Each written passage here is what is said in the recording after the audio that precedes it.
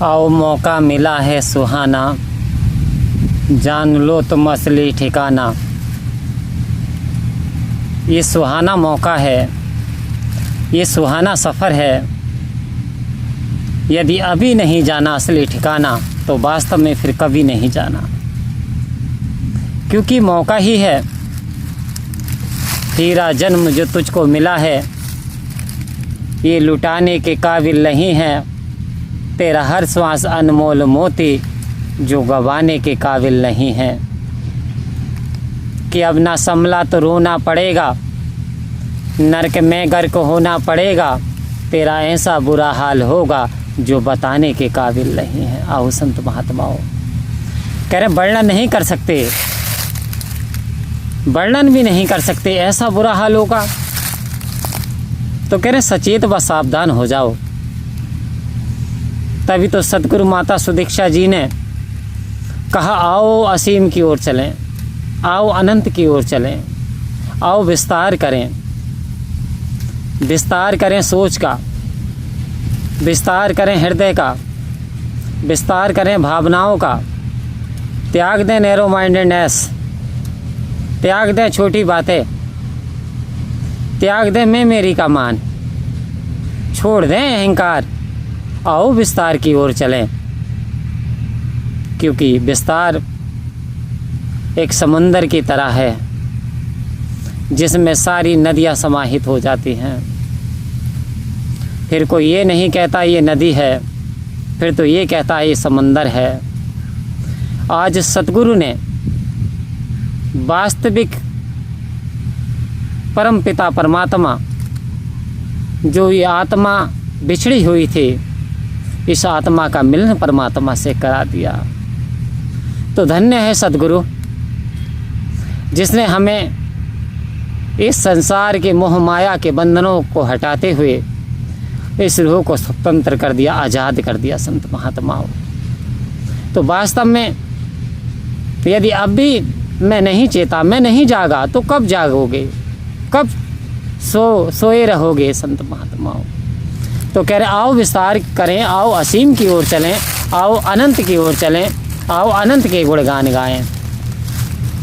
तो मेरे सतगुरु ने अनंत का परिचय करा दिया, तालियों के इशारे से दर्शा दिया, जिसके खातिर इंसान घोर तप तपस्या करता है, वन वन दर दर धक्के खाता है, तीर्थों पे भी जाता है, भिन्न भिन्न स्थानों पे जा कर के सजदे करता है, लेकिन परमात्मा को प्राप्त नहीं कर पाता।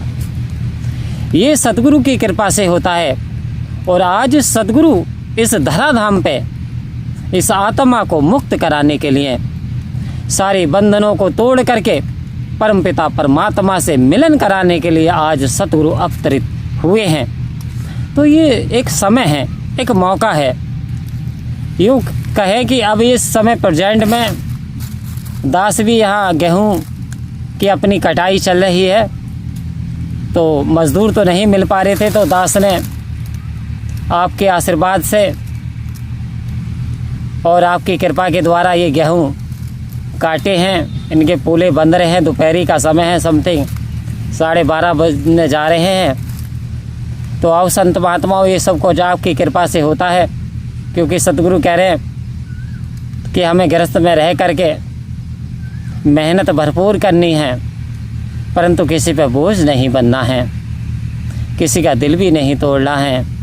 हमें तो असीम की ओर विस्तार करना है कि सभी अपने हैं कोई पराया नहीं, दिल कभी किसी का दुखाना नहीं। आओ संत महात्माओं, इस सतगुरु के फरमान को सर माथे से यदि हम रखेंगे और हम इस संसार में रहते हुए शरीर को संसार में रहने दें, परंतु मन रखो जहाँ कृपा निधाना, मन वहीं रखो, यानी अनंत इस परमपिता परमात्मा का ध्यान रखें।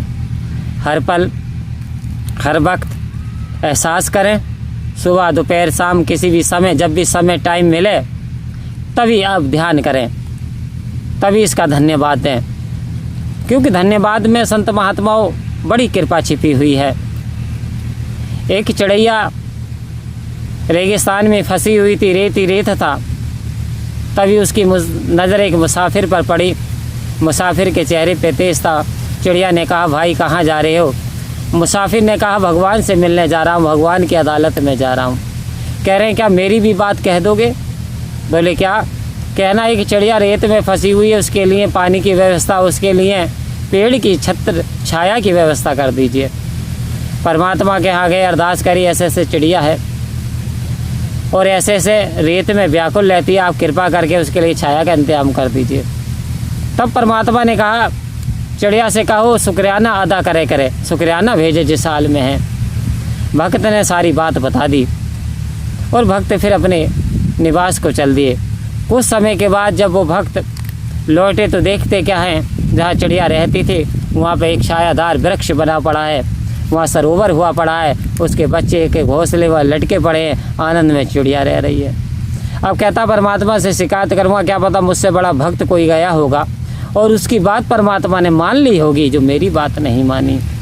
जा कर के परमात्मा की हाजिरी हुजूरी देते और कहते प्रभु क्या मुझसे कोई गलती हुई थी, आपने मेरी बात नहीं मानी, कोई मुझसे बड़ा भक्त आया था क्या? चिड़िया तो बड़े आनंद बाहर कर रही है, मौज में रह रही है। तब परमात्मा मुस्कुराए और कहा कि जो तुमने बताया था कि शुक्रियाना अदा कर, रात दिन चिड़िया शुक्रिया अदा करती है। कितनी धूप शाम को छाँव रहती है तो कहती है प्रभु तेरी बड़ी कृपा, छाँव हो गई, मुझे बड़ी राहत मिली है, ये तेरी कृपा से मुझे धूप मिल रही है। आओ संत महात्मा, उसका शुक्रियाना ऐसे गूंजते थे वातावरण में, सिंहासन हिला दिया उसके शुक्रियाने ने। तो मुझे फिर उसके लिए व्यवस्था करनी पड़ी। आओ संत महात्मा, जिस हाल में भी है शुक्रिया अदा करना सीख जाए। वास्तव में जिस दिन हमसे परमात्मा का शुक्रिया अदा करना आ गया, वास्तव में उस दिन हमारी सोई हुई किस्मत भी जग जाती है, भाग्य के दरवाजे खुल जाते हैं, परमात्मा भी कृपा करने लगते हैं। तो आओ संत महात्मा, हमें रजा में राजी रहना आ जाए कि सतगुरु मैं तेरी रजा में राजी रह पाऊँ, मैं तेरी कृपा का पात्र बन जाऊँ, ऐसा मेरा किरदार बन जाए, ऐसी दया दृष्टि आपकी बरसे। बस अंत में यही अरदास कि सतगुरु हमको तुम्हारी मेहरबानी चाहिए, खुश रहे हरदम वही तो जिंदगानी चाहिए, और तेरे चमन की एक अली ए मेरे सच्चे पातशाह मुस्कुरानी चाहिए। मैं मांगता हूँ सारे ज़माने के लिए, आओ संत महात्मा तुम मेरे भले की दुआ कीजिए। आज सतगुरु से यही अरदास विनती, हे सतगुरु सच्चे पातशाह, हमसे सेवा सत्संग सिमरन करना आ जाए, हमसे तेरे बंदों से प्रेम करना आ जाए, हमें तेरी रचना में आनंद लेना आ जाए, हमें विस्तार करना आ जाए, हम अपनी बुराइयों को छोड़ दें, हम अच्छाइयों को धारण कर लें। ऐसी कृपा आपको करनी है और आपकी जो दी हुई दात है सेवा सत्संग सिमरन, हम सर माथे से करते हुए आगे बढ़ते चले जाएं। इस प्रेम के संदेश को, इस भाईचारे के मिशन को आगे बढ़ाते चले जाएं। यही अरदास, यही विनती, यही प्रार्थना। और फिर एक बात वही, क्या प्यार भरा एक कमेंट ज़रूर कर दिया करो। कमेंट करने का कोई पैसा नहीं लगता, लाइक करने का कोई पैसा नहीं लगता, बट आपके उससे क्या होगा कि थोड़ी ये वीडियो और दूर तक जाएगी। परम प्यार से बोलिए धन्यवाद जी।